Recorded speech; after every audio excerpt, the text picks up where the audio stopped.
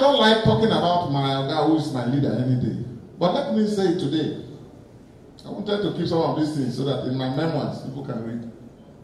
In this transition, I went to former President Jonathan 16 times to say, sir, can we meet and agree on a candidate? Both of us will hold a hand. Most of you don't know. Now, if as a governor for 8 years, and I keep engaging, and all I see is an attempt to back a candidate who people perceive is not supportive of me and my system, and is backed to be flag bearer of my party of which I'm leader, to humiliate me. Look, if you present that to me 100 times, I will shut it down 100 times.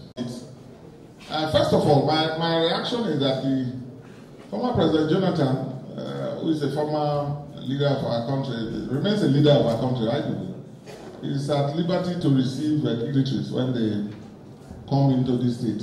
He knows that I always encourage that. I always encourage when dignitaries visit me. I always call him to tell him people who have visited, and also to say I've requested them to pay a courtesy call on him. He knows that that's what I have been doing with him. But in the context of all that is going on, I know that the insinuations out there are not misplaced. In the midst of all of it, what I think the APC leaders are doing is strategic. Maybe the former president is not seeing it that way, but I can see the strategic content in what they are doing, which is they came to Bayelsa to take his state and his people by force, willy-nilly. This was not an election. They knew. They planned all of it. And they are my colleagues and my friends also, the governor of Kebbi and the governor of Jigawa. They are both my colleagues and friends. They never called me. They never visited me. But being a former president, I don't think it was out of place. But the game the APC leaders are playing, not just with that visit, but with the comments they are making about him, APC, Oshomole, and co, coming to the soil of Bayelsa to be praising President Jonathan. Hallelujah. Hallelujah. Yeah? But the reason they are doing that, if the former president doesn't see it, then it's really sad. What they are doing is they have been laying the foundation for this gross violation of the democratic rights of his people. His Okbia people never voted. The votes they have ascribed to them are false. His people, the people of Bayelsa State, who have stood with him all these years, through thick and thin. And I know that no politician has stood by him more than me in this state. And he is our leader, he is our Maoga any day. So what they did is, because of what they planned, they had to systematically lay a foundation. First, expand using his name and his image to legitimize the illegitimate. And that's why they had to be taking David Lyon to him, they had to be talking about him, they had to visit him, and appear to be celebrating a victory never ends. So on the part of the APC, they are strategic. I can see the strategic content. And the APC themselves knows. Tunipri Silva, who is the leader of APC, and David Lyon, the candidate, the purported governor-elect, knows that the former president is not the one that has contributed to the rigging. But what they have used the former president's image is firstly to expand this notion of a disagreement, to justify the allocation of figures, and then after the rigging, to now go to him. In other words, they have done terrible things which they know are not defensible. So like Pontius Pilate, they are preparing a window by which they will wash off their hands strategically and put it at his doorstep. That he endorsed it, he sanctioned it, he legitimized it. That's the game they are playing. But on a general note, former president knows that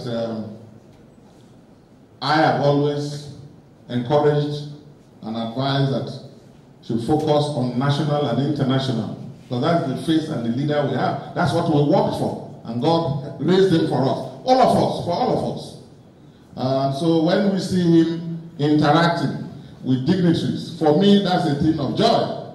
That's a thing of joy. But in the context that all of this has been happening, from his meeting with David Lyon and Silva in Abuja, and when he had not met with his candidate of his party, when they had not congratulated the candidate of his party, the candidate who emerged in a primary that he himself voted, participated in. As Democrats, I don't think that that is ideal. But you know, he's my leader, he's my Oga, my elder brother, and I'm always very reluctant to express my views, except this recent, very open one that I'm responding to. But let's accord him the right to meet with other dignitaries. That's a good thing. I want to see more of that happen here in Bayelsa. Mean well for the person they were supporting, and did not also mean well for me, for the party, or even for the former president. Because whoever emerged, we are all his people, it's our guy. But to frame a governorship ambition, which was allowed to be, just like this one, David Lyon's victory, is now framed around him again. Something that he should be very distant from.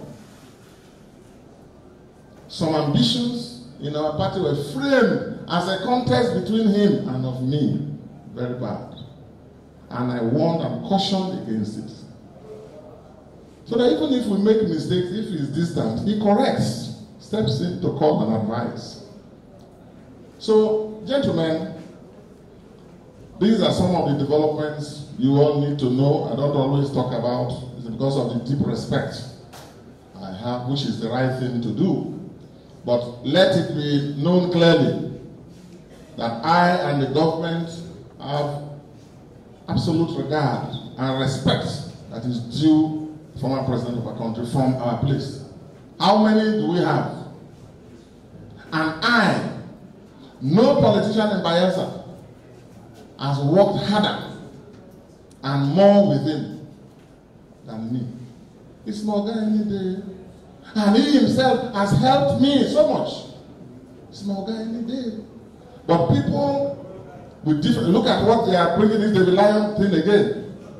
If somebody wants to be governor, they will bring it in. If this one wants to be a chairman of council, they will bring it. If they want to be a councillor, they will bring it. That's not fair to the man. Because it's higher, much, much higher than all of this. So I want you all to know that all those blackmail stories are not true, doesn't reflect the true state of affairs. Even as I live here, he calls me, my governor, come. I say, yes, sir, when? And that's the way it will be. But you know, it takes two hands to wash themselves clean. I do my part. And I want you all to know that the notion that the APC is promoting, that because of a disagreement, they won Bayelsa, that is balderdash. That is false. They are trying to justify the daylight robbery of the democratic rights of our people. And they are busy, desperately looking for justification. They will look for much more. So thank you very much for coming. Is there any further question?